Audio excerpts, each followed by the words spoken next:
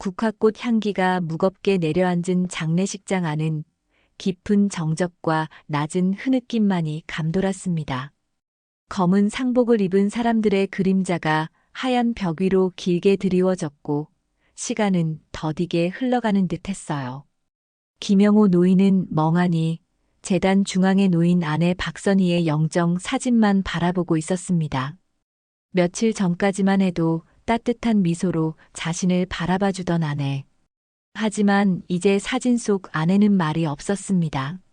반세기 넘는 세월을 함께 동고동락하며 삶의 희로애락을 나누었던 유일한 동반자.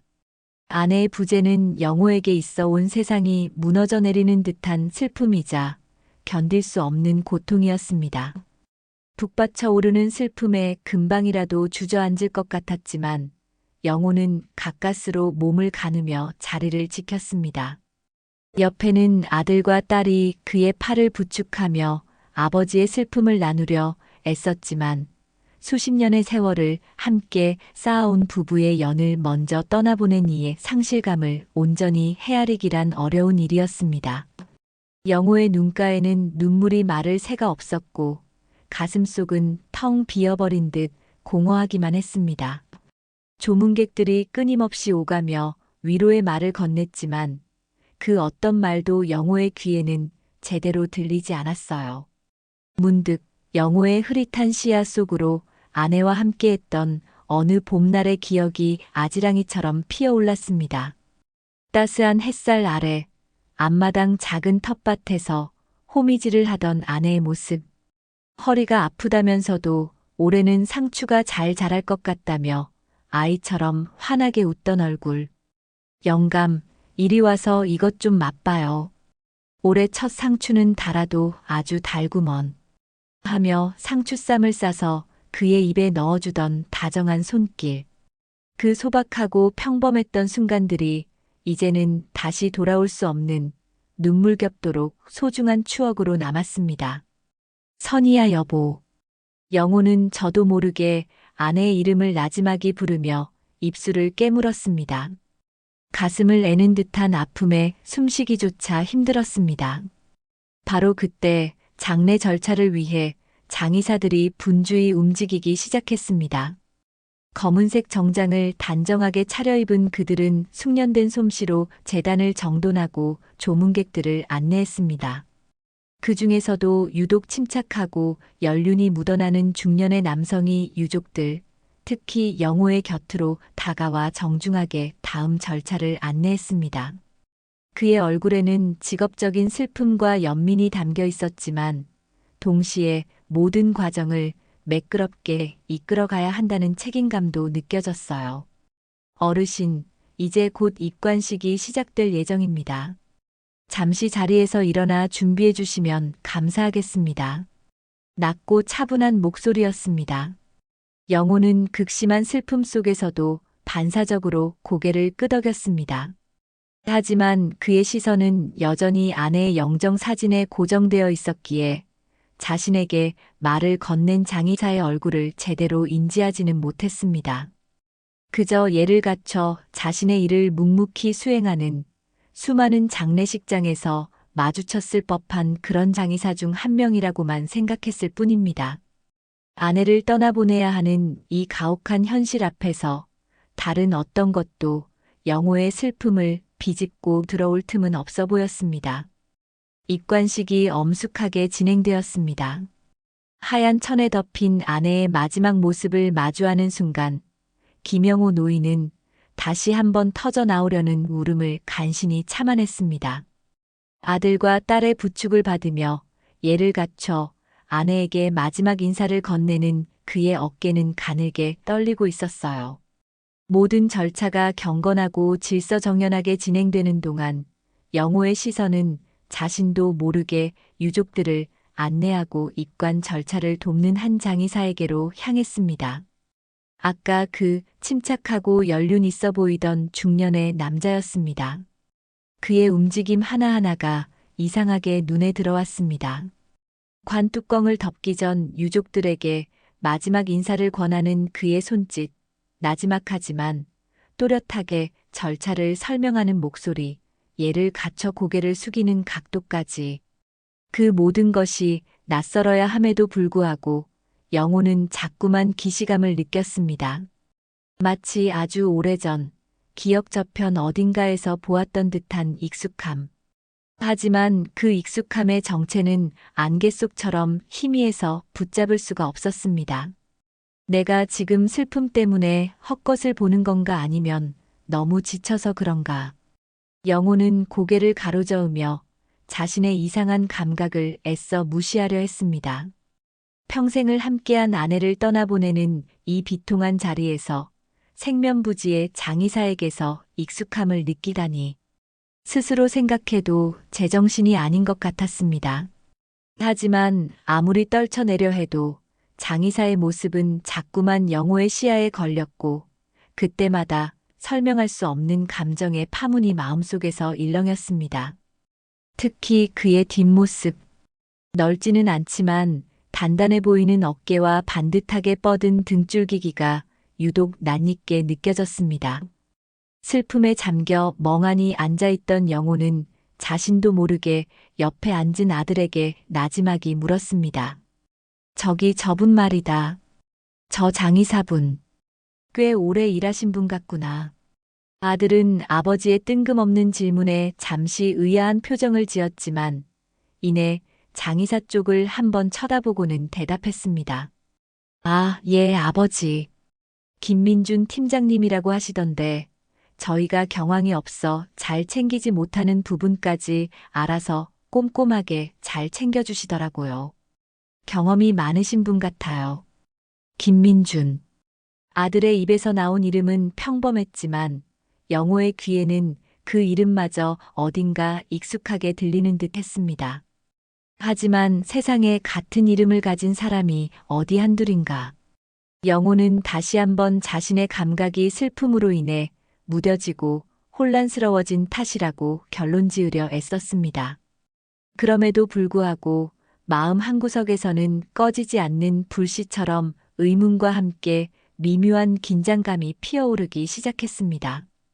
그는 애써 장의사에게 향하는 시선을 거두고 다시 아내의 영정 사진을 바라보았습니다.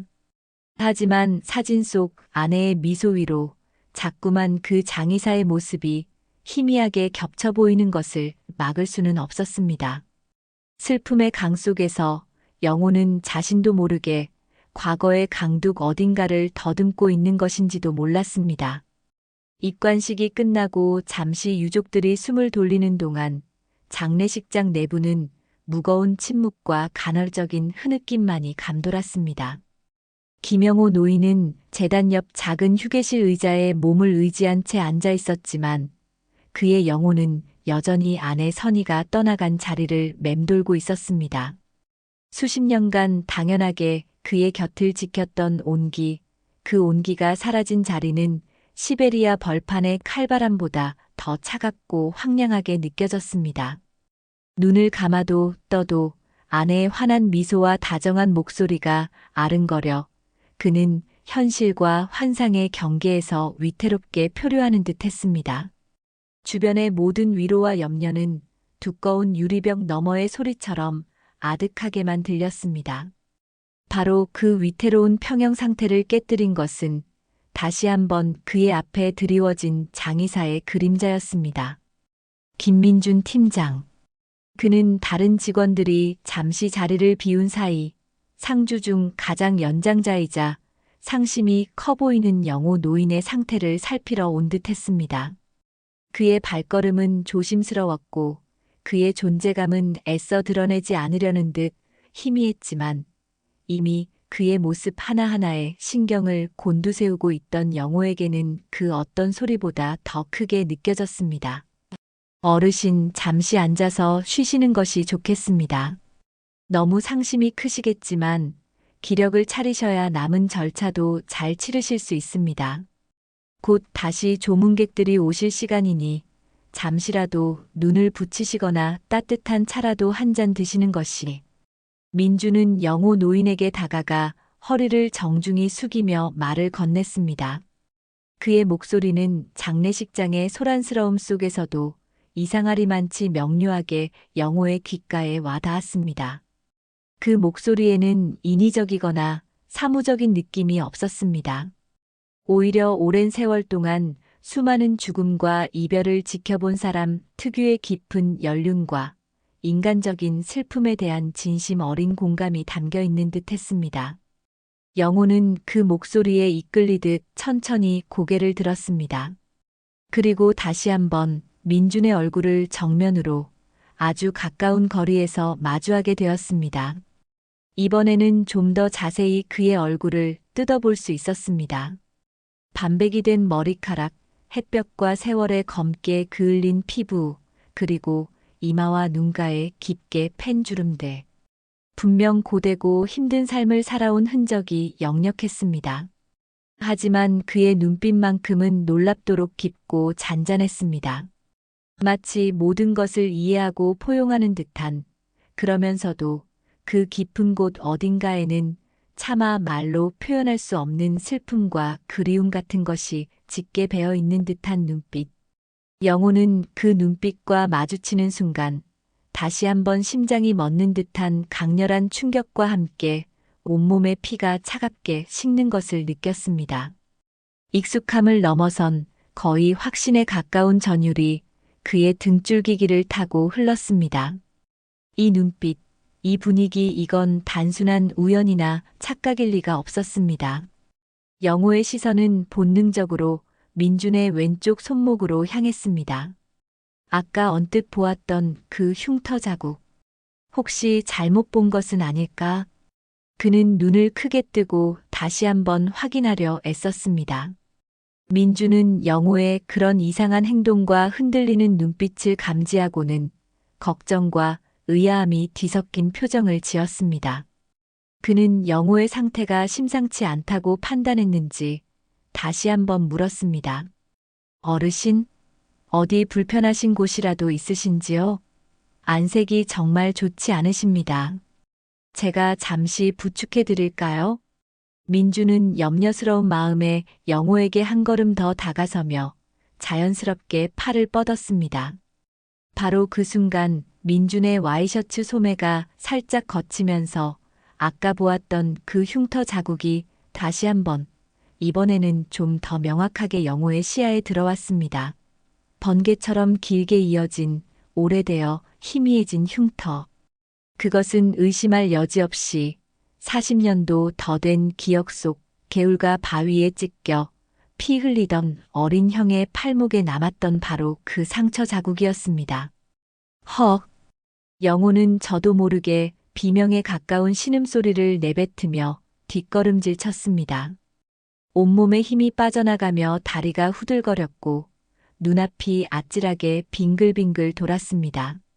머릿속에서는 수십 년 전 개울가의 풍경과 형의 모습, 그리고 지금 눈앞의 장의사의 모습이 뒤섞여 폭풍처럼 휘몰아쳤습니다. 햇살이 부서지던 여름날의 개울가. 14살 민주는 우통을 벗어 던지고 물속을 첨벙거리며 동생 영호와 물장구를 치고 있었습니다. 얼굴은 온통 개구쟁이 같은 장난기로 가득했지만 동생을 바라보는 눈빛만큼은 언제나 따뜻했습니다. 영호야, 저기 봐. 엄청 큰 물고기다. 형은 소리치며 물살을 가르고 뛰어갔습니다. 하지만 이끼 낀 바위를 잘못 밟는 바람에 그대로 미끄러져 넘어졌고 그의 왼쪽 팔목이 날카로운 바위 모서리에 깊게 베었습니다. 왈칵 쏟아져 나오는 피. 으앙. 형아. 피나. 많이 나. 10살 영호는 겁에 질려 울음을 터뜨렸습니다. 민주는 극심한 고통에 얼굴을 찡그렸지만 우는 동생을 보자 이를 악물었습니다. 괜찮아. 영호야, 울지 마. 형은 하나도 안 아파. 뚝. 그는 옆에 있던 큼지막한 칡잎을 따서 상처를 누르고는 아무렇지 않은 척 동생을 업고 절뚝거리며 집으로 향했습니다. 그날 어머니께 호되게 야단을 맞고 빨간 약을 바른 후에도 형의 팔목에는 선명한 상처 자국이 꽤 오랫동안 남아 있었습니다. 나중에 어른이 되어가는 과정에서 그 흉터는 점점 희미해졌겠지만 완전히 사라지지는 않았을 터였습니다. 아버지, 왜 그러세요? 정신 차리세요, 아버지. 아버지, 여보, 빨리 의사 불러야 하는 거 아니에요? 아들과 딸의 절규에 가까운 외침이 영호의 의식을 간신히 붙잡았습니다. 그는 자신이 거의 실신 직전 상태라는 것을 깨달았습니다. 온몸은 식은 땀으로 흠뻑 젖어 있었고 심장은 제멋대로 날뛰었으며 눈앞은 여전히 흐릿했습니다. 하지만 그의 시선은 공포와 충격 그리고 믿을 수 없는 희망이 뒤섞인 채 오직 민준에게 고정되어 있었습니다. 그는 민준에게 무언가를 묻고 싶었습니다. 확인하고 싶었습니다. 하지만 목구멍까지 차오른 말은 터져 나오지 않았고 그저 뻐끔거리는 입술 사이로 거친 숨소리만 새어나올 뿐이었습니다. 민준 역시 당황하기는 마찬가지였습니다. 그는 영호 노인이 단순한 슬픔 때문이 아니라 자신 때문에 이런 극심한 반응을 보인다는 것을 어렴풋이 눈치챈 듯 했습니다. 그의 얼굴에는 걱정과 함께 설명할 수 없는 혼란과 미세한 동요가 교차했습니다. 혹시 그 역시 영호 노인의 얼굴에서 혹은 이 상황 속에서 아주 오래전 잃어버린 기억의 조각을 떠올리고 있는 것은 아닐까요? 하지만 그는 이내 프로페셔널한 장의사의 모습으로 돌아와 유족들에게 제가 잠시 의무실에 연락해서 라며 도움을 주려 했습니다. 그러나 영호의 아들이 그를 만류하며 아버지를 부축해 휴게실로 옮겼습니다. 민주는 더 이상 그 자리에 머무는 것이 적절치 않다고 판단했는지 복잡한 표정으로 조용히 물러났습니다. 휴게실 소파에 거의 쓰러지듯 눕혀진 영호는 여전히 진정하지 못했습니다. 자녀들이 찬 물수건으로 얼굴을 닦아주고 물을 건네도 소용없었습니다. 그의 머릿속은 온통 형 민준의 이름과 얼굴, 그리고 흉터 자국으로 가득 차 있었습니다. 어떻게 이럴 수가 있단 말인가? 이것이 현실이란 말인가? 아니면 깊은 슬픔이 만들어낸 헛된 망상인가? 영호는 지독한 혼란 속에서 신음했습니다. 아내를 잃은 슬픔 위로 수십 년 만에 마주하게 된 형일지도 모르는 존재의 등장은 그의 남은 생을 송두리째 뒤흔드는 거대한 태풍과 같았습니다. 그는 그 태풍의 눈 한가운데서 길을 잃고 위태롭게 흔들리고 있었습니다. 시간은 무심하게 흘러 장례식의 모든 공식적인 절차는 발인을 향해 나아가고 있었습니다. 조문객들의 발길이 뜸해진 새벽녘 장례식장 안은 밤새 켜놓은 향냄새와 깊은 피로감, 그리고 여전히 가시지 않은 슬픔의 기운만이 감돌고 있었어요. 김영호 노인은 휴게실에서 선잠을 자다 깨달을 반복하며 뜬 눈으로 밤을 지새웠습니다. 그의 머릿속은 잠시도 쉬지 않고 돌아갔습니다. 아내 선희에 대한 그리움과 미안함, 그리고 장의사 김민준에 대한 떨쳐버릴 수 없는 의욕과 기대, 불안감이 뒤섞여 그의 정신을 끊임없이 괴롭혔습니다. 그는 마치 꿈과 현실의 경계를 넘나드는 듯한 몽롱한 상태였습니다. 날이 밝아오고 발인을 위한 준비가 시작되었습니다. 장례식장 직원들이 분주하게 움직였고 유족들은 마지막 예를 갖추기 위해 다시 빈소 앞에 모였습니다. 영호 역시 아들의 부축을 받아 자리에 섰지만 그의 시선은 자꾸만 발인 절차를 지휘하고 있는 김민준 팀장에게로 향했습니다. 이제 그의 시선에는 단순한 의욕을 넘어선 무언가를 갈망하는 듯한 절박함마저 서려 있었습니다. 어젯밤 언뜻 보았던 그 흉터 자국을 다시 한번 확인하고 싶었지만 민주는 의식적으로 소매를 단정히 하고 있었기에 더 이상 볼 수가 없었습니다. 영호는 애가 탔지만 차마 다가가 소매를 걷어보거나 직접적으로 물어볼 용기는 나지 않았습니다. 만약 자신의 착각이라면 이 슬픔 속에서 얼마나 큰 신뢰이며 망신이란 말인가. 발인에 앞서 유족 대표인 영호의 아들은 장례식장 사무실에서 마지막 남은 행정 절차를 처리하고 있었습니다. 장례 서비스 이용 내역 확인, 화장장 예약 서류 검토, 그리고 비용 정산 등. 영호는 무슨 정신이었는지 아들을 따라 사무실 안으로 들어섰습니다. 직원이 내민 여러 서류들을 아들이 꼼꼼히 확인하는 동안 영호는 그저 멍하니 서류 위를 내려다보고 있었습니다. 복잡한 항목들과 숫자들 사이에서 그의 눈에 유독 한 부분이 크게 확대되어 들어왔습니다. 그것은 모든 서류 하단에 찍혀 있는 담당 책임자의 확인란이었습니다. 장례지도사 팀장 김민준인, 선명한 고딕체 활자로 찍힌 이름 석자, 그리고 그 옆에 찍힌 도장까지. 아까 아들에게 들었던 이름, 그리고 어렴풋이 기억하던 형의 이름과 정확히 일치했습니다. 김민준. 영호는 그 세 글자를 보는 순간 마치 망치로 머리를 세게 얻어맞은 듯한 충격을 받았습니다. 온몸의 피가 싸늘하게 식는 느낌과 동시에 심장이 터질 듯이 요동치기 시작했습니다. 손끝이 저릿저릿해왔고 다리가 풀려 그 자리에 주저앉을 뻔했습니다. 동명이인일 수도 있다는 마지막 이성의 끝마저 이제는 거의 끊어지기 직전이었습니다. 이름과 얼굴, 목소리, 눈빛, 그리고 결정적인 흉터까지. 이 모든 조각들이 하나의 진실을 향해 소리치고 있었습니다. 저 사람은, 저 장의사는 바로 6.25 때 헤어진 내 형 김민준이라고. 내 유일한 혈육, 내가 평생을 그리워하고 찾아 헤맸던 바로 그 형이라고. 아버지, 왜 그러세요? 아들이 놀라 영호의 팔을 붙잡았습니다. 영호는 아무 대답도 할 수 없었습니다. 그의 눈은 오직 서류 위의 이름 석자에 고정되어 있었습니다. 그리고 그 이름 위로 수십 년 전 헤어졌던 어린 형의 얼굴과 지금 장례식장에서 예를 갖추고 있는 장의사의 얼굴이 겹쳐 보이기 시작했습니다. 너무나도 다른 모습이었지만 그 눈빛 깊은 곳에 담긴 슬픔과 강인함은 이상하리만치 닮아 있었습니다. 영호는 거의 숨을 쉬지 못했습니다. 그는 아들의 부축을 뿌리치고 비틀거리며 사무실을 나섰습니다.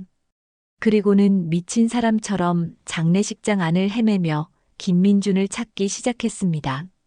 마침 민준은 발인 준비를 위해 운구용 리무진 근처에서 다른 직원들과 이야기를 나누고 있었습니다. 영호는 더 이상 망설이지 않았습니다. 그는 곧장 민준을 향해 걸어갔습니다. 그의 걸음걸이는 위태로웠지만 눈빛만큼은 전에 없이 강렬하고 절박하게 타오르고 있었습니다. 민준과 이야기를 나누던 직원들은 영호의 심상치 않은 기세에 잠시 말을 멈추고 그를 바라보았습니다. 민준 역시 영호가 자신을 향해 똑바로 걸어오는 것을 보고는 의아하면서도 긴장된 표정으로 그를 마주했습니다. 영호는 민준의 바로 앞에 멈춰 섰습니다. 그의 눈에는 이제 눈물인지 땀인지 모를 것이 가득 고여 있었고 거친 숨소리가 그의 입에서 터져 나왔습니다. 당신. 영호는 떨리는 목소리로 간신히 입을 열었습니다. 하지만 다음 말을 잇지 못하고 그저 민준의 얼굴만 뚫어져라 바라보았습니다. 그 눈빛 속에는 질문과 확인, 불신과 희망, 원망과 그리움 등 형언할 수 없는 수만 가지 감정이 뒤엉켜 있었습니다. 그 강렬하고도 혼란스러운 시선 앞에서 민준의 얼굴에도 마침내 변화가 일어나기 시작했습니다. 그의 눈동자가 파르르 떨렸고 굳게 다물려 있던 입술이 미세하게 벌어졌습니다. 그는 마치 아주 오래전 기억의 저편에 묻어두었던 무언가를 필사적으로 떠올리려는 듯 미간을 찌푸렸습니다. 그의 눈빛 역시 영호의 눈빛만큼이나 깊고 복잡한 감정으로 흔들리고 있었습니다. 혹시 그도 지금 눈앞에 초췌한 노인의 얼굴에서 포화 속을 헤매던 어린 동생의 모습을 보고 있는 것일까요? 수십 년 동안 가슴속에 묻어두었던 동생의 이름. 영호를 떠올리고 있는 것일까요? 두 사람 사이에는 누구도 끼어들 수 없는, 오직 그들만이 느낄 수 있는 강렬한 기류가 흘렀습니다. 시간은 멈춘 듯 했고, 주변의 모든 소음은 사라졌습니다. 오직 두 사람의 시선만이 수십 년이라는 비정한 세월의 강을 뛰어넘어 서로에게 가닿고 있었습니다. 그 순간 영호는 거의 확신했습니다. 기적이 혹은 잔인한 운명이 바로 지금 자신의 눈앞에서 펼쳐지고 있다는 것을. 시선이 마주친 순간 시간이 멈춘 듯한 착각 속에서 김영호 노인은 온몸의 감각이 마비되는 듯한 극심한 충격을 느꼈습니다. 눈앞의 장의사, 김민준 팀장. 그의 흔들리는 눈동자와 미세하게 떨리는 입술은 더 이상 직업적인 연민이나 단순한 당혹감으로 보이지 않았습니다. 그것은 분명 아주 오래된 기억의 편린과 마주쳤을 때 나타나는 인간 본연의 반응이었습니다. 영호는 터질 듯한 심장을 부여잡고 뒷걸음질 쳤습니다. 지금 당장이라도 형! 하고 외치며 그의 품에 안기고 싶었지만 동시에 이 믿을 수 없는 현실을 부정하고 싶은 마음도 강렬하게 요동쳤습니다. 잠시만. 영호는 더 이상 버틸 수 없다는 듯 거의 속삭이듯 중얼거리며 몸을 돌렸습니다. 아들과 딸 그리고 주변 사람들의 걱정스러운 시선과 만류를 뒤로 한 채 그는 다시 한번 장례식장 밖으로 뛰쳐나갔습니다. 차갑고 축축한 새벽 공기가 그의 불타는 듯한 얼굴을 때렸지만 머릿속의 혼란과 가슴속의 격정은 조금도 가라앉지 않았습니다. 그는 건물 뒤편 인적이 없는 구석으로 비틀거리며 걸어가 벽에 등을 기대고 주저앉았습니다. 그리고는 두 손으로 얼굴을 감싸 쥐었습니다. 그러자 마치 오래된 영사기가 제멋대로 돌아가듯 그의 의지와는 상관없이 끔찍했던 그날의 기억이 눈앞에 생생하게 펼쳐지기 시작했습니다. 그것은 그의 삶에 지울 수 없는 상처를 남긴 1950년 여름의 기록이었습니다. 10살 영호에게 1950년 여름은 유난히 뜨겁고 소란스러웠습니다. 매미 소리 대신 불안한 소문들이 마을을 떠돌았고 어른들의 얼굴에는 수심이 가득했습니다. 그리고 마침내 북쪽에서 전쟁이 터졌다는 소식이 들려왔습니다. 하늘에서는 낯선 비행기들이 굉음을 내며 날아다녔고 멀리서 들려오는 포성 소리는 점점 더 가까워졌습니다. 평화롭던 황해도 해주 고향 마을은 순식간에 공포와 혼란의 도가니로 변했습니다. 이미 몇 해 전 병으로 부모님을 여인 영호와 민준 형제에게는 서로가 유일한 의지였습니다.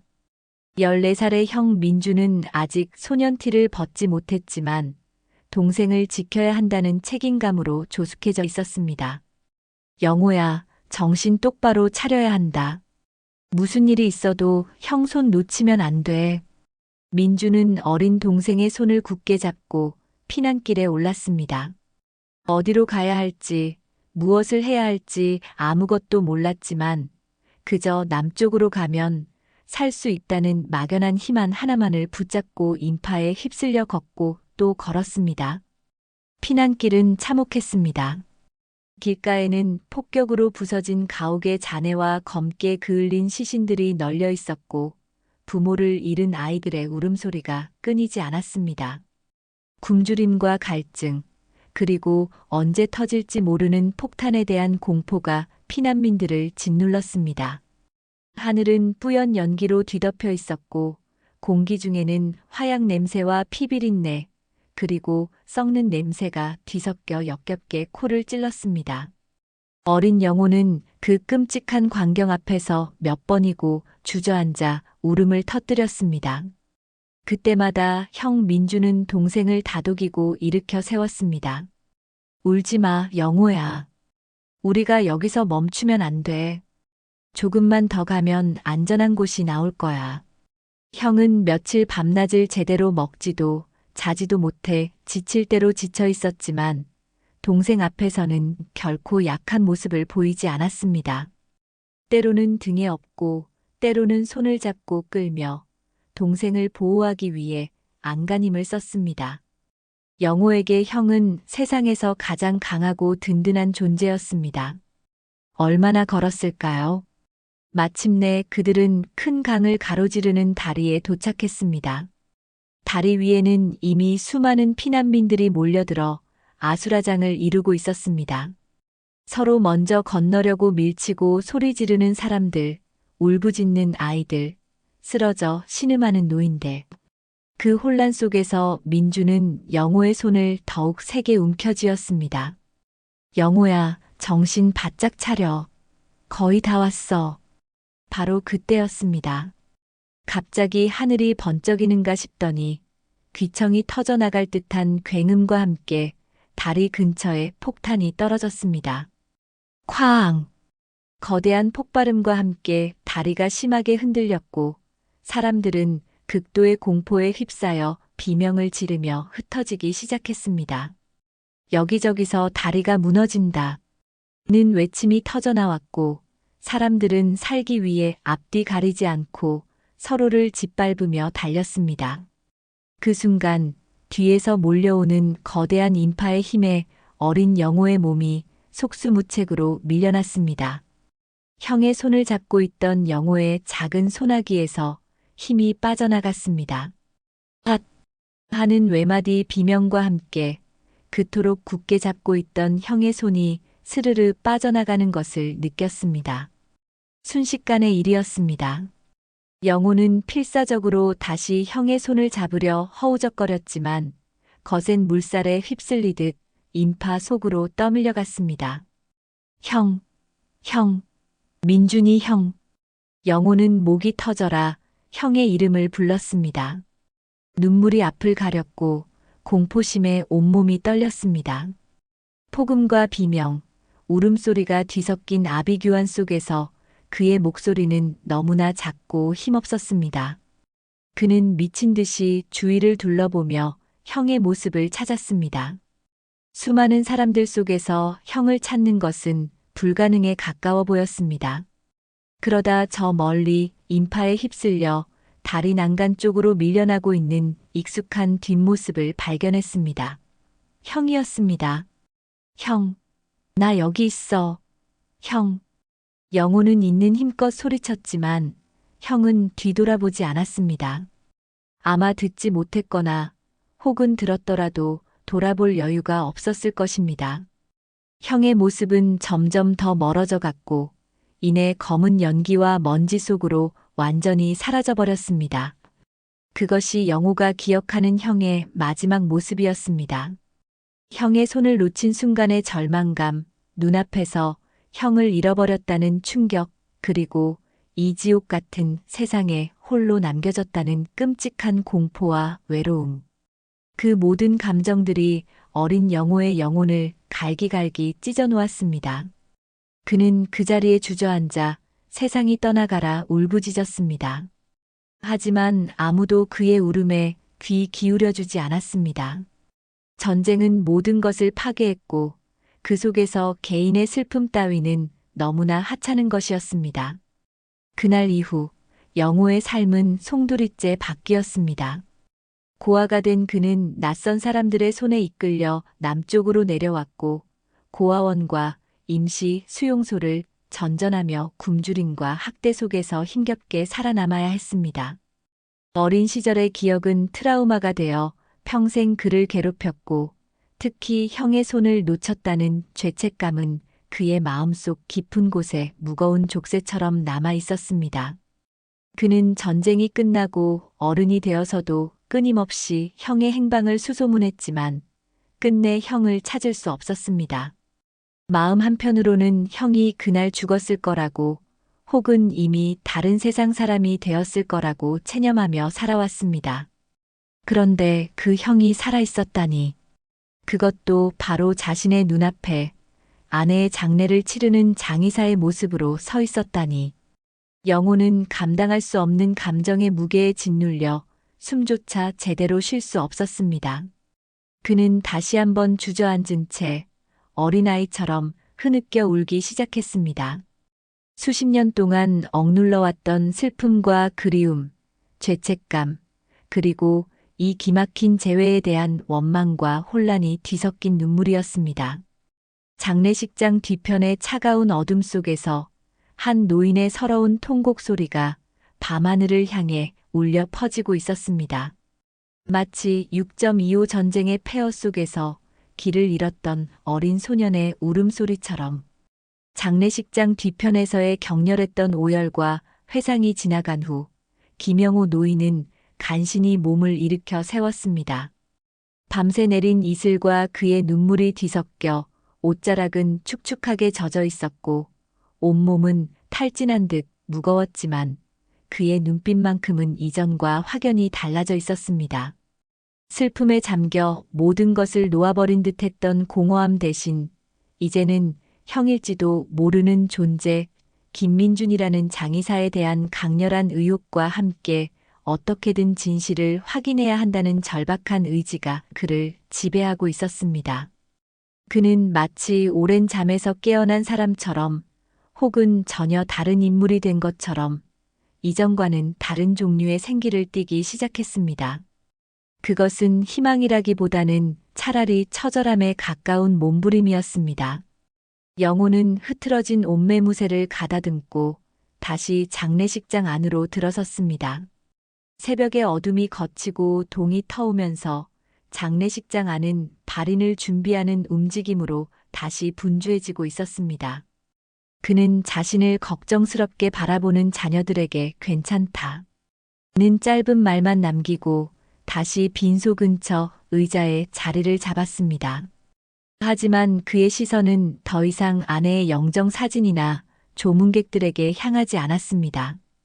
그의 모든 신경과 시선은 오직 한 사람, 김민준 팀장에게로 향해 있었습니다. 그는 이제 민준의 모든 것을 놓치지 않으려는 듯 집요하게 관찰하기 시작했습니다.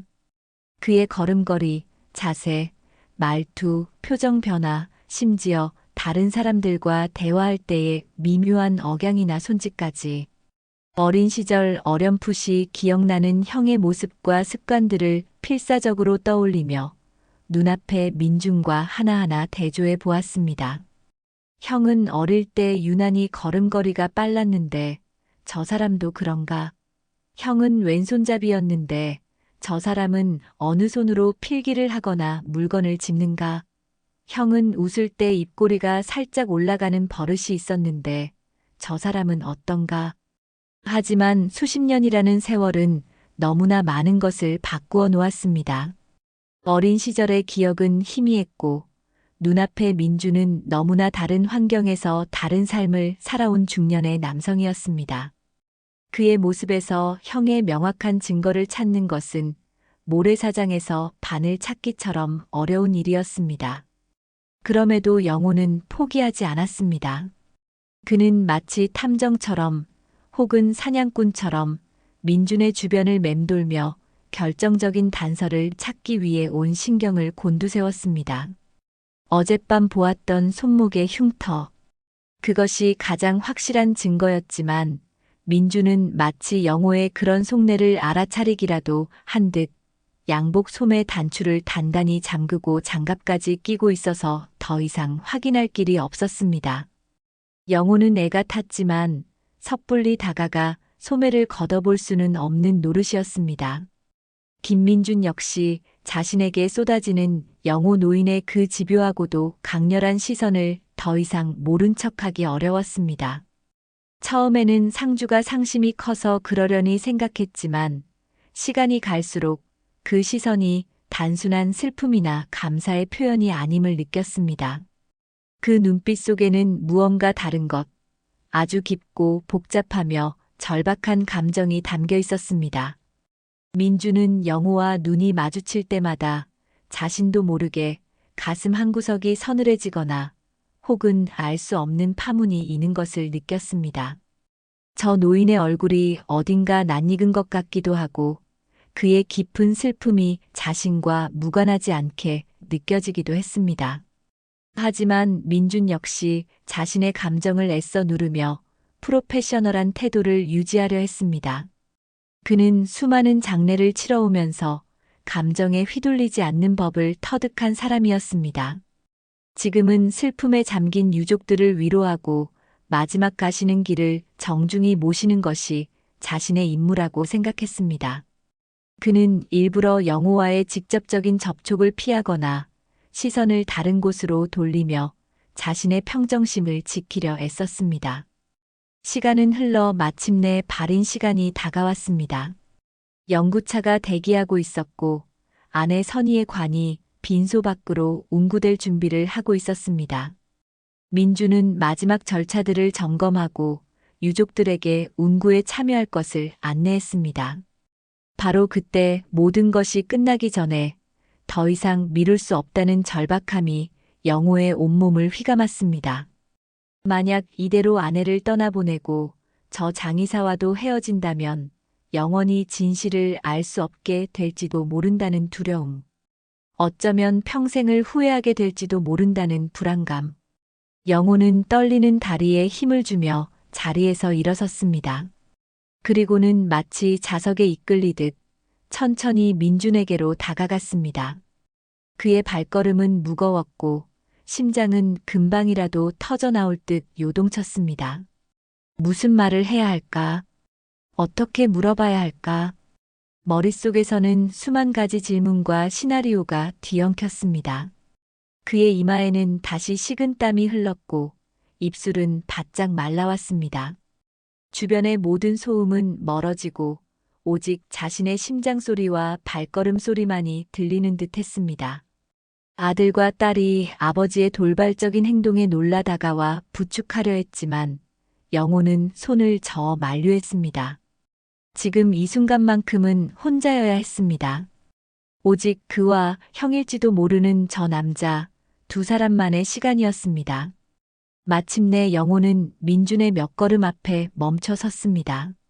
그의 심장은 폭발하기 직전이었고 온몸의 세포 하나하나가 긴장감으로 팽팽하게 당겨지는 듯 했습니다. 이제 돌이킬 수 없는 질문을 던져야 할 시간이었습니다. 김영호 노인은 숨막히는 긴장감 속에서 겨우 입술을 떼었습니다. 그의 목소리는 물에 젖은 솜처럼 무겁고 가늘게 떨려 나왔지만 그 안에 담긴 절박함은 그 어떤 외침보다 더 강렬하게 주변 공기를 갈랐습니다. 그는 먼저 예를 갖추는 척하며 감사의 말을 전하는 것으로 대화를 시작했습니다. 하지만 그의 눈빛은 이미 감사를 넘어선 진실을 갈망하는 처절함으로 타오르고 있었습니다. 저 팀장님, 경황이 없어 제대로 인사도 못 드렸습니다. 저희 집사람 가는 길 정성껏 잘 보살펴 주셔서 정말 감사합니다. 영호는 말을 겨우 이으며 고개를 숙였습니다. 하지만 그의 시선은 여전히 민준의 얼굴에서 떨어지지 않았습니다. 민준은 영호의 갑작스러운 감사 인사에 잠시 당황한 듯 했지만 이내 예를 갖춰 함께 고개를 숙이며 답했습니다. 아닙니다, 어르신. 제가 마땅히 해야 할 일을 했을 뿐입니다. 삼가 고인의 명복을 다시 한번 빕니다. 그의 목소리는 여전히 차분했지만 영호의 비정상적인 긴장감을 감지한 듯 미세하게 굳어 있었습니다. 영호는 더 이상 망설일 시간이 없다고 느꼈습니다. 그는 떨리는 목소리로, 그러나 이번에는 좀 더 또렷하게 수십 년 동안 가슴속에 묻어두었던 질문, 어쩌면 그의 남은 생을 결정지을지도 모를 그 질문을 던졌습니다. 실례지만 팀장님 고향이 혹시 황해도 해주는 아니십니까? 황해도 해주. 그 이름이 영호의 입에서 나오는 순간 민준의 몸이 돌처럼 굳어버렸습니다. 그의 얼굴에서 핏기가 순식간에 가시는가 싶더니 동공이 믿을 수 없다는 듯 격렬하게 흔들리기 시작했습니다. 그는 마치 아주 오래전 봉인해 두었던 판도라의 상자가 예기치 않게 열린 듯한 극도의 충격과 혼란에 휩싸인 표정이었습니다. 그의 입술이 파르르 떨렸고 숨을 제대로 쉬지 못하는 듯 가슴을 들썩였습니다. 그의 프로페셔널한 장의사의 가면은 산산조각 나버렸고 그 자리에는 수십 년의 세월과 상처를 고스란히 간직한 한 인간의 맨얼굴만이 남아 있었습니다. 주변의 시간마저 멈춘 듯한 숨막히는 침묵. 영호는 숨을 죽이고 민준의 다음 말을 기다렸습니다. 그의 심장은 이제 터지다 못해 녹아내리는 듯 했습니다. 제발, 제발. 얼마나 시간이 흘렀을까. 민준은 마침내 거의 울음에 가까운 잠긴 목소리로 힘겹게 입을 열었습니다. 제 고양이 해주가 맞습니다만 어르신께서 그걸 어떻게? 그의 목소리는 형편없이 떨리고 있었고 눈에는 굵은 눈물방울이 맺혀 금방이라도 쏟아질 듯 했습니다. 영호는 민준의 그 대답을 듣는 순간 온몸에 힘이 풀리며 그대로 주저앉을 뻔했습니다. 하지만 그는 이를 악물고 버텼습니다. 그리고 마지막 확인을 위해 어린 시절 형과 자신만이 알았던 강아지의 이름을 댔습니다. 혹시 바둑이라고 기억하십니까? 우리 집에서 키우던 흰점 바기 강아지. 바둑이. 그 이름을 듣는 순간 민준의 눈에서 마침내 뜨거운 눈물이 폭포수처럼 쏟아져 내렸습니다. 그는 더 이상 아무 말도 잇지 못하고 어린아이처럼 어깨를 들썩이며 통곡하기 시작했습니다. 그리고는 떨리는 손으로 영호를 가리키며 거의 절규하듯 외쳤습니다. 너 영호? 내 동생 영호 맞니? 살아 있었구나, 영호야. 그 외침과 함께 수십 년 동안 두 형제를 갈라놓았던 시간과 공간의 벽이 완전히 무너져 내렸습니다. 그들은 서로를 부둥켜 안았습니다.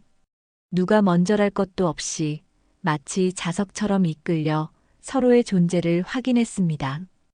영호는 형의 품에 안겨 형, 살아있었구나, 형, 하며 목 놓아 울었고 민준 역시 동생의 등을 세게 끌어안고 영호야. 내 동생, 오 하나님 감사합니다, 감사합니다. 하며 뜨거운 눈물을 쏟아냈습니다. 그들의 울음소리는 장례식장의 침묵을 갈랐고 주변에 있던 영호의 자녀들과 장례식장 직원들은 이 믿을 수 없는 광경 앞에서 할 말을 잃고 망연자실했습니다. 슬픔과 기쁨, 충격과 감격이 뒤섞인 두 노인의 오열은 그 자체로 한편의 슬픈 역사였고 전쟁이 남긴 깊은 상흔을 증언하는 처절한 외침이었습니다. 겨우 감정을 추스른 민주는 동생의 얼굴을 어루만지며 묻고 싶은 말이 너무나도 많다는 듯 입을 열었습니다. 영호야, 그날 이후로 어떻게 살아남았니? 나는 내가 죽은 줄만 알았다. 평생 너를 찾으려고. 그의 말은 제대로 이어지지 못하고 눈물 속에 잠겼습니다. 그는 전쟁통에 가족과 헤어진 후 홀로 남쪽으로 내려와 온갖 꾸준히 일을 하며 살아남아야 했다고 했습니다. 인쇄소 공장 직공부터 부두 노동자까지.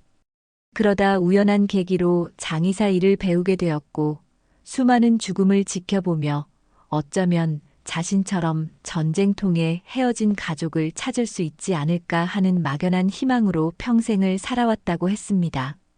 그는 동생 영호를 그리고 고향에 남겨두고 온 가족들을 단 한순간도 잊은 적이 없다고 울먹이며 고백했습니다.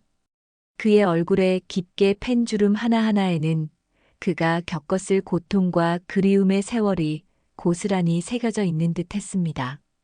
수십 년 만의 재회. 장례식장 한편에서 벌어진 두 형제의 눈물겨운 상봉은 그 자리에 있던 모든 이들의 가슴을 먹먹하게 만들었습니다. 김영호 노인과 그의 형 김민주는 서로의 존재를 확인한 후에도 한참 동안 부둥켜 안은 채 떨어질 줄 몰랐습니다. 마치 어린 시절 헤어졌던 그 순간으로 돌아간 듯 서로의 온기를 느끼며 지난 세월 동안 쌓인 그리움과 슬픔 그리고 기쁨을 남김없이 쏟아냈습니다. 그들의 울음소리에는 단순히 헤어졌던 형제를 만난 감격뿐만 아니라 전쟁이라는 비극이 남긴 깊은 상처와 그로 인해 잃어버린 시간에 대한 한탄, 그리고 하필이면 아내 재수 씨의 마지막 길에서야 만나게 된 운명의 아이러니에 대한 복잡한 감정들이 뒤섞여 있었습니다. 영호의 아들과 딸은 처음에는 이 믿을 수 없는 상황 앞에서 멍하니 서 있기만 했습니다. 아버지에게 형이 있었다는 사실조차 금시초문이었기에 눈앞에서 벌어지는 광경이 마치 비현실적인 드라마의 한 장면처럼 느껴졌습니다. 하지만 아버지와 처음 보는 큰아버지의 오열 속에서 그들은 직감적으로 이 재회가 얼마나 기적적이고 가슴 아픈 일인지를 깨달았습니다. 그들의 눈에서도 뜨거운 눈물이 흘러내렸습니다. 아버지의 슬픔을 온전히 이해한다고 생각했지만 그 이면에는 이렇게나 깊고 거대한 또 다른 슬픔이 숨겨져 있었다는 사실에 가슴이 미어졌습니다. 그들은 조심스럽게 아버지와 큰아버지에게 다가가 말없이 그들의 어깨를 감싸 안았습니다. 새로운 가족의 탄생은 그렇게 슬픔과 눈물 속에서 이루어지고 있었습니다. 한참 동안 서로를 부둥켜 안고 울던 두 형제는 마침내 조금씩 감정을 추스르기 시작했습니다. 하지만 여전히 서로의 손을 놓지 못한 채 그들은 마치 꿈을 꾸는 듯한 표정으로 서로의 얼굴을 찬찬히 뜯어보기 시작했습니다. 수십 년의 세월은 그들의 얼굴에 많은 흔적을 남겼지만 그 깊은 곳에는 분명 어린 시절의 모습이 남아 있었습니다. 까맣고 고집스러워 보이던 눈매, 굳게 담은 입술의 모양, 웃을 때 살짝 패는 보조개까지. 그들은 서로의 얼굴에서 잃어버린 과거의 조각들을 발견하며 희미하게 미소 짓기도 하고 다시 울컥 눈시울을 붉히기도 했습니다. 형 정말 형 맞구나. 얼굴이 하나도 안 변했어. 영호가 잠긴 목소리로 말했습니다. 물론 세월의 흔적은 역력했지만 영호의 눈에는 여전히 늠름하고 다정했던 어린 시절 형의 모습이 겹쳐 보였습니다. 민준 역시 동생의 얼굴을 쓰다듬으며 떨리는 목소리로 답했습니다. 너야말로 영호, 너야말로 어릴 때 그 모습 그대로구나. 이렇게 살아있어줘서 정말 고맙다, 정말 고맙다, 내 동생.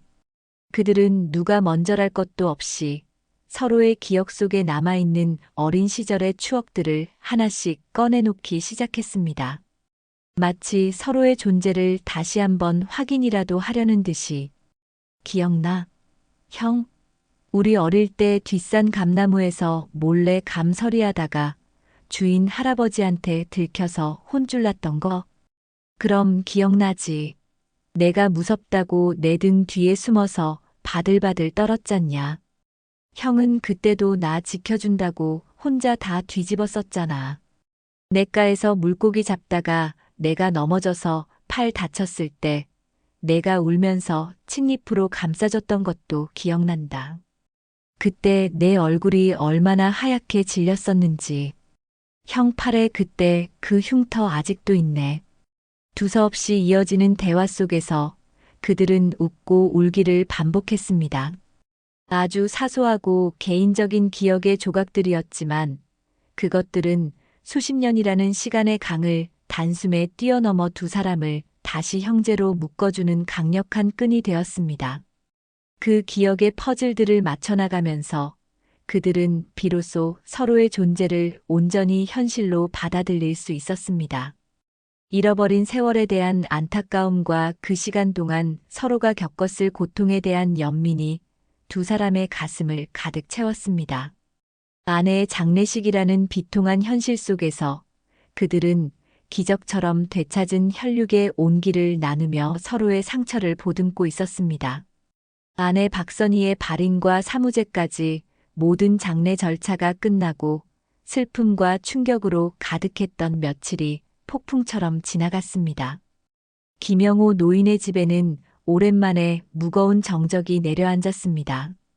북적이던 조문객들도 모두 돌아가고 이제 집에는 영호와 그의 자녀들 그리고 아주 특별한 손님 6.25 전쟁통에 헤어졌다가 기적처럼 다시 만난 영호의 형 김민준만이 남아 있었습니다. 장례식장에서의 격정적인 재회 이후 두 형제는 아직 서로에게 하지 못한 이야기들이 너무나도 많았습니다. 그들이 잃어버린 시간은 무려 반세기가 넘는 세월이었고 그 시간 동안 서로가 어떤 삶을 살아왔는지 전혀 알지 못했기 때문입니다. 그날 밤 영호는 형 민준을 자신의 집 거실에 마주 앉혔습니다. 자녀들은 아버지와 큰아버지 두 분만의 시간을 위해 조용히 자리를 피해 주었습니다. 창밖은 이미 짙은 어둠에 잠겨 있었고 거실에는 은은한 스탠드 불빛만이 두 노인의 얼굴을 비추고 있었습니다. 어색한 침묵이 잠시 흘렀습니다. 수십 년 만에 마주 앉은 형제. 서로의 얼굴에는 세월의 흔적이 깊게 새겨져 있었고 살아온 환경과 방식이 너무나도 달랐기에 어디서부터 어떻게 이야기를 시작해야 할지 막막한 기분마저 들었습니다. 하지만 그 어색함 속에서도 서로를 향한 애틋한 눈빛과 핏줄이라는 강력한 이끌림은 분명히 존재했습니다. 먼저 입을 연 것은 형 민준이었습니다. 그는 동생 영호의 마른 손을 조용히 잡으며 떨리는 목소리로 말을 시작했습니다. 영호야, 그날 다리 위에서 내 손을 놓친 이후로 내 삶은 그야말로 지옥이었다. 민주는 전쟁통에 가족과 헤어진 후 겪어야 했던 끔찍했던 경험들을 아주 힘겹게 그러나 담담하게 털어놓기 시작했습니다. 폭격으로 폐허가 된 도시에서 먹을 것을 찾아 헤매던 기억, 추위와 굶주림 속에서 죽음의 문턱을 넘나들었던 순간들, 인민군에게 끌려가 강제 노역을 하다가 구사일생으로 탈출했던 이야기, 그리고 혈혈단신으로 남쪽으로 내려와 온갖 험한 일을 하며 살아남아야 했던 처절했던 젊은 날들. 그의 이야기는 마치 한 편의 슬픈 영화처럼 펼쳐졌습니다. 그는 이야기하는 내내 여러 번 눈물을 글썽였고 때로는 깊은 한숨을 내쉬며 말을 잇지 못하기도 했습니다. 그는 동생 영호를 단 한순간도 잊은 적이 없다고 했습니다. 피난길에서 놓쳐버린 동생의 작은 손, 울부짖던 동생의 얼굴이 평생 자신을 괴롭혔다고 고백했습니다. 전쟁이 끝나고 나서도 백방으로 동생의 소식을 수소문했지만 전쟁의 혼란 속에서 동생의 흔적을 찾는 것은 불가능에 가까웠다고 했습니다. 결국 그는 동생이 죽었을지도 모른다는 절망적인 생각에 사로잡혔고 그 죄책감과 그리움은 평생 그의 가슴에 무거운 돌덩이처럼 남아 있었다고 했습니다. 그가 장의사라는 직업을 선택하게 된 것도 어쩌면 자신처럼 전쟁통에 헤어진 가족들의 마지막 길이라도 잘 보내주고 싶다는, 그리고 혹시라도 그 과정에서 기적처럼 동생의 소식을 들을 수 있지 않을까 하는 신락 같은 희망 때문이었는지도 모른다고 그는 울먹이며 말했습니다. 형의 기구한 삶의 이야기를 듣는 동안 영호는 아무 말도 할 수 없었습니다. 그저 형의 손을 더욱 굳게 잡고 함께 눈물을 흘릴 뿐이었습니다.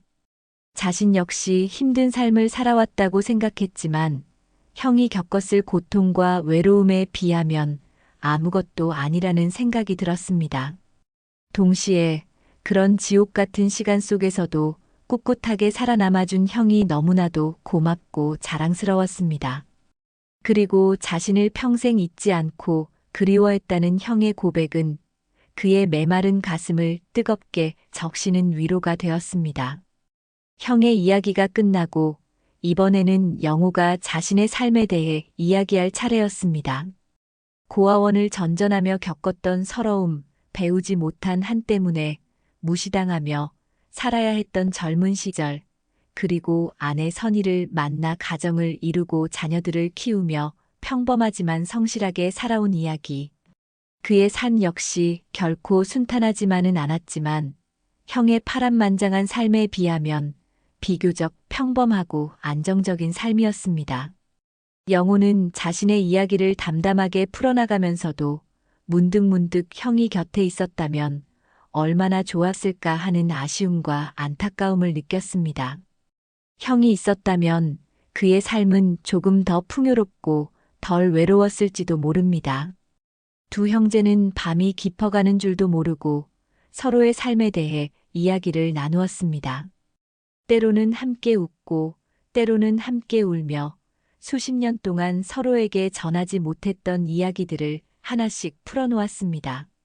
그 과정에서 그들은 서로가 얼마나 다른 환경에서 다른 가치관을 가지고 살아가게 되었는지를 깨닫기도 했습니다. 살아온 배경과 경험의 차이에서 오는 미묘한 어색함과 거리감이 느껴지는 순간도 있었죠. 하지만 그럴 때마다 그들은 서로의 눈을 바라보며 말없이 고개를 끄덕였습니다.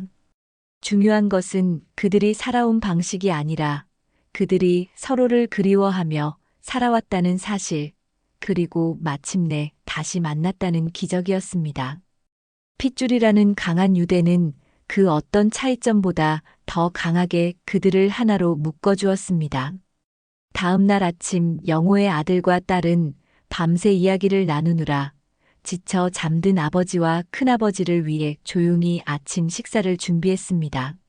어색하지만 정성스럽게 차려진 식탁에 마주 앉아 그들은 처음으로 가족으로서 함께 식사를 했습니다.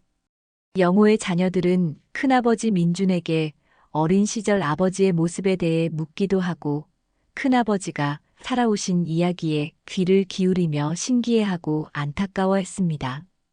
민준 역시 조카들의 따뜻한 관심에 어색함이 누그러지는 듯 부드러운 미소와 함께 자신의 이야기를 조금씩 들려주었습니다. 처음에는 서먹했던 분위기가 시간이 흐르면서 점차 따뜻하고 화기애애하게 변해갔습니다. 슬픔 속에서 기적처럼 만난 새로운 가족.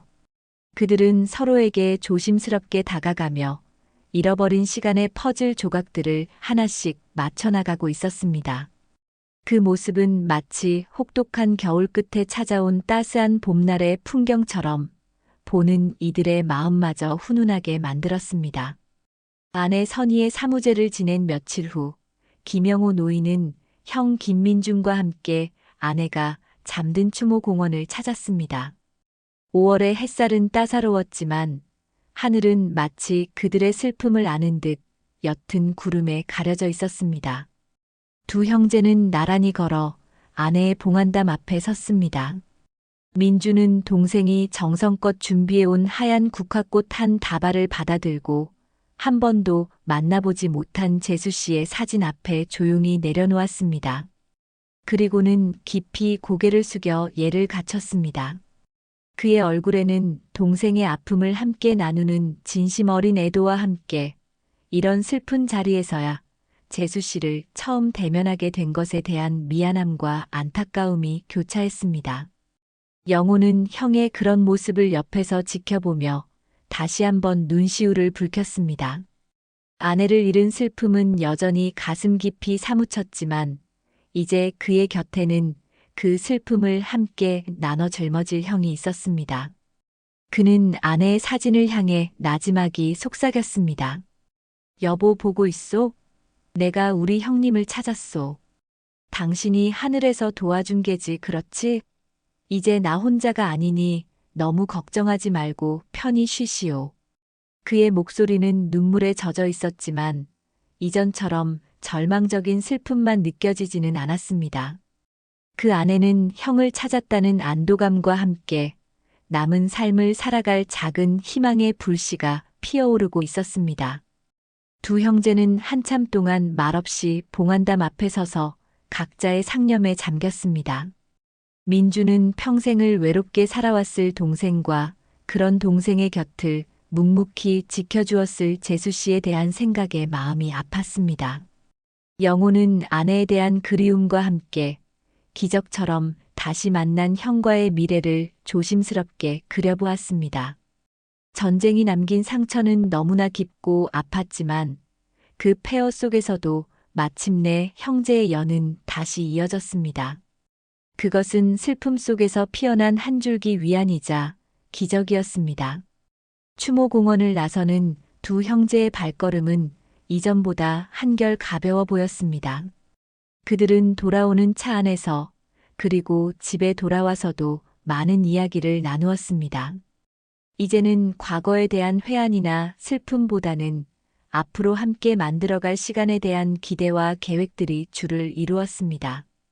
형님, 이제 자주 연락하고 지내시지요. 저희 집에도 편하게 오시고 아이들도 큰아버지를 얼마나 좋아하는지 모릅니다. 영호가 먼저 제안했습니다. 민주는 고개를 끄덕이며 화답했습니다. 그래야지, 영호야. 이제라도 우리가 잃어버린 시간을 조금이나마 되찾아야지. 내게도 내게 소개해주고 싶은 사람들이 있다. 비록 피는 섞이지 않았지만 내가 힘들 때 가족처럼 의지가 되어준 사람들이다. 민주는 평생 독신으로 살아왔지만 그에게도 의지할 수 있는 좋은 이웃과 동료들이 있었습니다.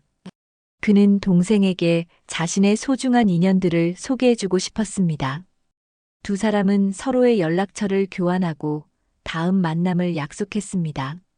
수십 년 만에 찾은 혈육과의 시간이 너무나 소중했기에 그들은 하루라도 빨리 다시 만나 못다한 이야기들을 나누고 싶었죠. 함께 고향 근처라도 찾아가 볼까, 아니면 민준이 평생을 바쳐 일해온 장례식장이라는 공간을 영호가 한번 찾아가 볼까? 혹은 영호의 자녀들과 이제 제법 자라 큰아버지의 존재를 신기해하는 손주들까지 다 함께 모여 따뜻한 저녁 식사 자리를 마련할까?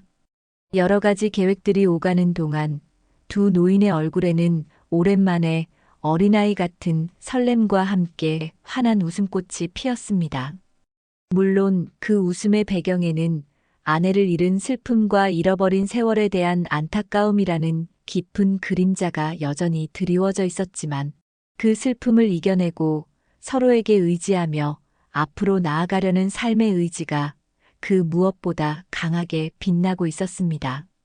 그 모습은 마치 혹독한 겨울 추위를 견뎌내고 마침내 꽃망울을 터뜨리는 봄꽃처럼 애틋하면서도 강인한 생명력을 느끼게 했습니다. 가장 먼저 추진된 것은 온 가족이 함께하는 식사 자리였습니다. 영호의 아들과 딸은 아버지에게 기적처럼 나타난 큰아버지의 존재를 진심으로 환영했고 하루빨리 정식으로 인사를 드리고 가족으로 맞이하고 싶어 했습니다. 며칠 후 영호의 아들 내외가 정성껏 준비한 저녁 식사에 민준이 조심스럽게 초대되었습니다. 민준은 평생 이런 종류의 가족 모임과는 거리가 먼 삶을 살아왔기에 처음에는 어색함과 긴장감을 감추지 못했습니다.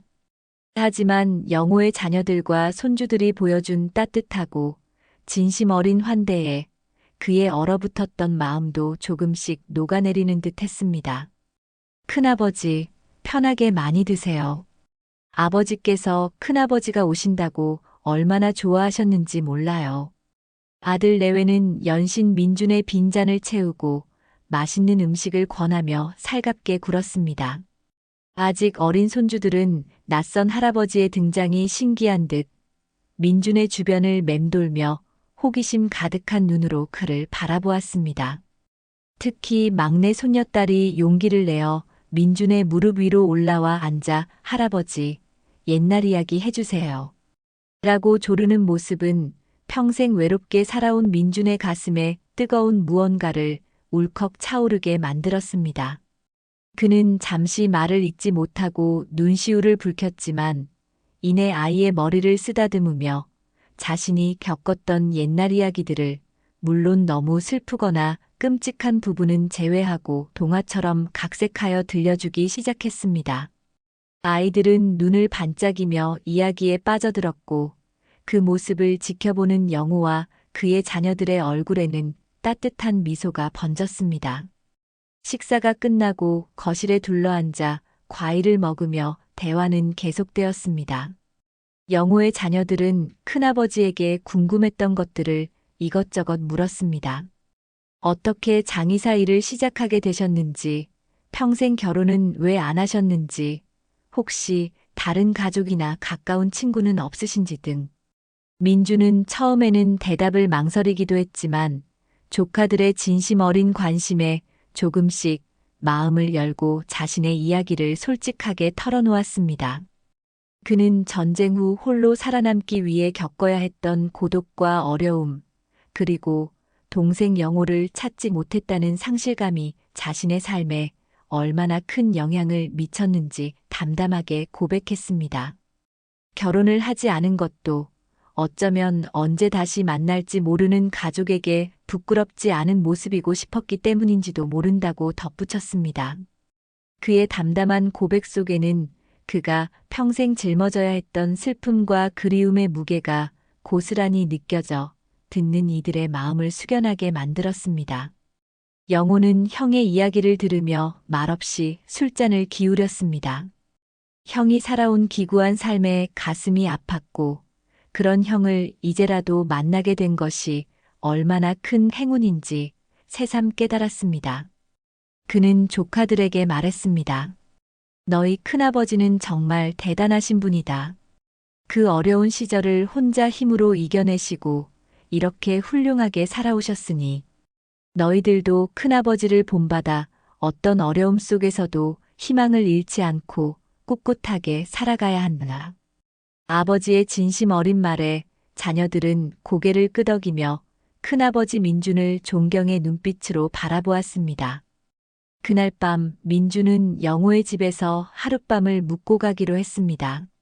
두 형제는 밤늦도록 거실에 마주 앉아 낮에 미처 다 나누지 못한 이야기들을 이어갔습니다. 이제는 서로의 삶에 대해 훨씬 더 깊이 이해하게 되었고 어색함보다는 편안함이 더 크게 느껴졌습니다. 그들은 어린 시절의 추억들을 떠올리며 함께 웃기도 하고 서로의 아픔에 공감하며 위로를 건네기도 했습니다. 수십 년의 세월이 만들어 놓은 간극은 하룻밤의 진솔한 대화 속에서 빠르게 메워져 가고 있었습니다. 며칠 후, 이번에는 영호가 형 민준이 일하는 장례식장을 찾아갔습니다. 아내의 장례를 치렀던 그곳을 다시 찾는 것이 마음 편하지는 않았지만 그는 형이 평생을 바쳐 일해온 공간을 직접 보고 싶었습니다. 마침 그날은 민준의 비번이었기에 그는 동생을 자신의 작은 사무실 겸 휴게 공간으로 안내했습니다. 그곳은 화려하지는 않았지만 그의 성격처럼 깔끔하고 단정하게 정돈되어 있었습니다. 한쪽 벽에는 그가 그동안 모아온 듯한 오래된 흑백 사진 몇 장과 빛바랜 편지들이 걸려 있었는데 아마도 전쟁통에 잃어버린 가족들의 흔적을 찾으려는 노력이었을 것입니다. 민주는 동생에게 따뜻한 커피를 건네며 자신이 장의사로서 겪었던 일들에 대해 이야기해 주었습니다.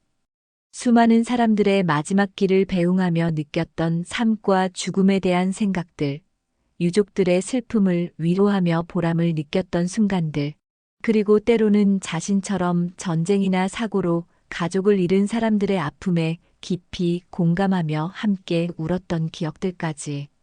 그의 이야기를 들으며 영호는 형이 단순히 직업으로서가 아니라 깊은 사명감을 가지고 이 일을 해왔음을 느낄 수 있었습니다. 그리고 그 역시 수많은 이별과 슬픔을 겪으며 살아왔기에 형의 마음에 깊이 공감할 수 있었습니다. 그곳에서 영호는 민준의 동료 직원들도 소개받았습니다.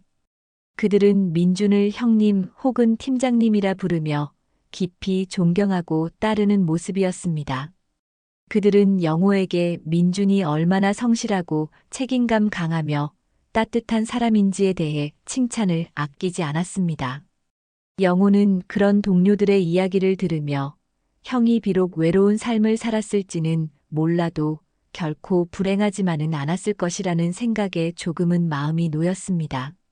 장례식장을 나서며 영호는 형에게 조심스럽게 제안했습니다. 형님, 우리 언제 날 잡아서 고향 근처라도 한번 가보지 않으시렵니까? 비록 땅은 밟을 수 없겠지만 멀리서나마 바라보기라도 하면.